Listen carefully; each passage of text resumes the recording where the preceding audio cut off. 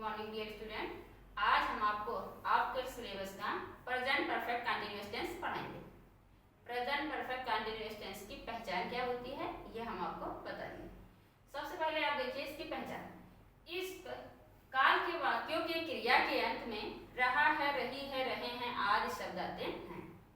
अब आप कहेंगे कि प्रेजेंट कंटीन्यूअस टेंस में भी मैम रहा है, रही है, रहे हैं आते हैं, तो इस टेंस में भी रहा है, रही है, रहे हैं आएंगे, किंतु इसमें समय भी दिया रहेगा। जब समय भी दिया रहेगा तब आप पहचान जाएंगे कि यह प्रेजेंट परफेक्ट कंटीन्यूअस टेंस है। अब आप इसको ट्रांसलेट करने के नियम, तो ही सी इट तथा एक वचनकर्ता के साथ आप हेल्पिंग वर्ब हैज बीन का प्रयोग करेंगे तथा आई वी यू दे तथा बहुवचनकर्ता के साथ आप हेल्पिंग वर्ब हैव बीन का प्रयोग करें तथा मेन वर्ब की फर्स्ट फॉर्म में आईएनजी लगाएंगे। नंबर 3, रूल नंबर 3 है आपका निश्चित समय के लिए सिंस तथा अनिश्चित समय के लिए आप फॉर का प्रयोग करेंगे। निश्चित समय, अब आप कहेंगे निश्चित समय कौन से हैं, जैसे 2 बजे से 4 बजे से, सुबह से, शाम से, ये सब आपके क्या हैं, निश्चित समय में आते हैं। अब अनिश्चित समय में 2 घंटे से, 4 घंटे से, 5 महीने से, 1 साल से, 2 हफ्ते से, ये है आपका अनिश्चित समय। आइए अब हम करते हैं। तो सबसे पहले हम अफर्मेटिव सेंटेंस बनाएंगे। तो हमारा है पहला अफर्मेटिव सेंटेंस, वे 2 बजे से उपन्यास पढ़ रहे हैं। सबसे पहले आप क्या लिखेंगे, लिखते आए हैं अभी तक सब्जेक्ट, फिर हेल्पिंग वर्ब, फिर वर्ब की जो फॉर्म लिखनी है फर्स्ट, सेकंड, थर्ड, तो आप इसमें कौन सी फॉर्म लिखेंगे, फर्स्ट फॉर्म में आईएनजी, फिर आप लिखेंगे ऑब्जेक्ट, फिर कंप्लीमेंट, फिर सिंस या फॉर, फिर टाइम। आइए अब हम करते हैं, वे 2 बजे से उपन्यास पढ़ रहे हैं। तो सबसे पहले आप इसमें सब्जेक्ट छापेंगे। सब्जेक्ट आपका कौन, वे 2 बजे से उपन्यास पढ़ रहे हैं, तो आप चलेंगे वे की इंग्लिश क्या होती है, दे। अब आपको पता है कि दे के साथ आप क्या लगाएंगे, हैव या हैज, तो आप क्या लगाएंगे, हैव। They have been. और फिर वर्ब क्या है, पढ़ना, पढ़ने की इंग्लिश रीड। रीड में ही आप आईएनजी जोड़ देंगे, रीडिंग। वे पढ़ रहे हैं, वे पढ़ रहे हैं, क्या पढ़ रहे हैं, जो वो पढ़ रहा है वही होगा आपका ऑब्जेक्ट। क्या पढ़ रहा है, उपन्यास। उपन्यास की इंग्लिश होती है नॉवेल। अब आपको लिखना है समय। समय लिखने से पहले आप सिंस और फॉर में से एक लगाएंगे। तो आप क्या लगाएंगे, देखिए ऑब्जेक्ट, फिर कंप्लीमेंट, अगर आपका हो कंप्लीमेंट लिखिए, नहीं तो फिर सिंस और फॉर लगाइए। तो अब आप क्या लगाएंगे, सिंस और फॉर में से एक लगाना है। 2 बजे से, 2 बजे से यह आपका समय निश्चित है। 2 बजे से ये आपको समय बताया जा रहा है, इसलिए यह निश्चित है, इसलिए आप क्या लगाएंगे, since. Novel since 2 o'clock। They have been reading novel since 2 o'clock। Next, Reena 2 घंटे से मैदान में खेल रही है। रीना 2 घंटे से मैदान में खेल रही है। अब आप देख रहे हैं कि इसमें नहीं आया है, क्या आया है, नहीं, यह है हमारा नेगेटिव सेंटेंस। अब नेगेटिव सेंटेंस हम कैसे बनाएंगे, तो सबसे पहले सब्जेक्ट लिखेंगे, फिर हेल्पिंग वर्ब हैज हैव लिखेंगे, फिर नॉट लगाएंगे और फिर बीन लिखेंगे, और फिर सेम प्रक्रिया जैसे हम अफर्मेटिव में करते थे। रीना 2 घंटे से मैदान में नहीं खेल रही है। तो सबसे पहले आप किसकी इंग्लिश लिखेंगे, रीना। रीना एक वचन है इसलिए आप क्या लगाएंगे, हैज। फिर हैज और बीन के बीच में ही आपको नॉट लगाना है, हैज नॉट बीन। खेलने की इंग्लिश प्ले। प्ले में आईएनजी लगाइए, प्लेइंग।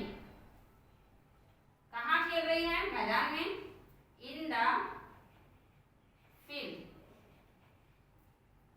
2 घंटे से, अब आपका इसमें समय क्या दिया है, 2 घंटे से। 2 घंटे समय आपका अनिश्चित है, इसलिए आप क्या लगाएंगे, फॉर। अब क्या लगाएंगे आप, सिंस ना लगा के आप क्या लगाएंगे, फॉर। तो आप लगा दीजिए फॉर 2 आवर्स। ये हुआ आपका निगेटिव सेंटेंस। अब आप चलते हैं नेक्स्ट सेंटेंस में। क्या मुकेश 1970 से इस घर में रह रहा है? तो क्या मुकेश, क्या शब्द क्या हुआ है, इस वाक्य में आया है, इसलिए ये क्या है, इंट्रोगेटिव सेंटेंस है। इंट्रोगेटिव सेंटेंस का कौन सा टाइप है, तो ये इंट्रोगेटिव सेंटेंस का फर्स्ट टाइप है। तो फर्स्ट टाइप में हम क्या करते हैं, यदि क्या शब्द पहले आया हो तो उसकी इंग्लिश व्हाट नहीं लिखते हैं, बल्कि उसी टेंस की सहायक क्रिया को कर्ता के अनुसार पहले लिख देते हैं। तो यहाँ पर कर्ता कौन है, मुकेश। अब मुकेश एक वचन है या बहुवचन है, तो आप जानते हैं और हम भी जानते हैं मुकेश एक वचन है, इसलिए हम क्या लगाएंगे, हैज। यहाँ पर लिखा हुआ है ही, सी, इट तथा एक वचन कर्ता के साथ आप हैज लगाएंगे। तो हैज और बीन दोनों एक साथ नहीं लगाएंगे, सिर्फ आप हैज लगाएंगे। तो ये हो जाएगा आपका हैज, फिर आप सब्जेक्ट लिख दीजिए मुकेश। नहीं तो आया नहीं, इसलिए आप नॉट नहीं लगाएंगे। उसके बाद आप लिखिए बीन। पहले हैज, फिर सब्जेक्ट और फिर बीन। Has Mukesh been. अब वर्ब लिखिए रहना। रहने की इंग्लिश होती है लिव। लिव में आएंगे जोड़ दीजिए लिविंग।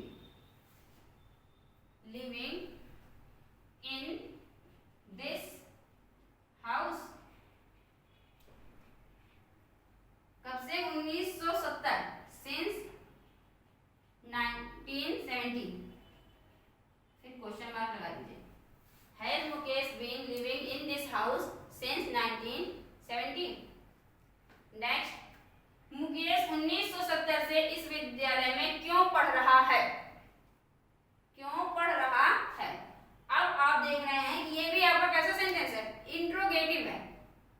किंतु इंट्रोगेटिव में कौन सा टाइप है, तो इंट्रोगेटिव में यह सेकंड टाइप है, या आप कह सकते हैं कि ये डब्ल्यूएच टाइप है, क्योंकि क्यों शब्द वाक्य के बीच में आया है। तो सबसे पहले आप क्या करते हैं, यदि कहाँ, क्यों, कब, कैसे बीच में आया हो तो आप उसकी इंग्लिश सबसे पहले लिखते हैं। तो यहाँ क्यों आया है, तो क्यों की इंग्लिश आप सबसे पहले लिखिए। क्यों की इंग्लिश क्या होती है, व्हाई। क्या होती है, व्हाई। उसके बाद सेम प्रक्रिया ऐसे ही करेंगे, आप हेल्पिंग वर्ब बनाएंगे, फिर सब्जेक्ट, अगर नॉट आया रहेगा तो नॉट, फिर बीन, फिर वर्ब की फर्स्ट फॉर्म व्हाई, फिर सहायक क्रिया लगाइए। मुकेश है, मुकेश के साथ हैज लगाएंगे, फिर मुकेश बीन। अब पढ़ना, पढ़ने के लिए आप यहाँ पे रीड नहीं लिखेंगे, क्योंकि रीड वहां पे लिखते हैं जहां आप कोई चीज पढ़ते हैं, लेकिन वो विद्यालय में पढ़ रहा है, इसलिए आप वहां लिखेंगे स्टडी, अध्ययन करना। तो why has Mukesh been studying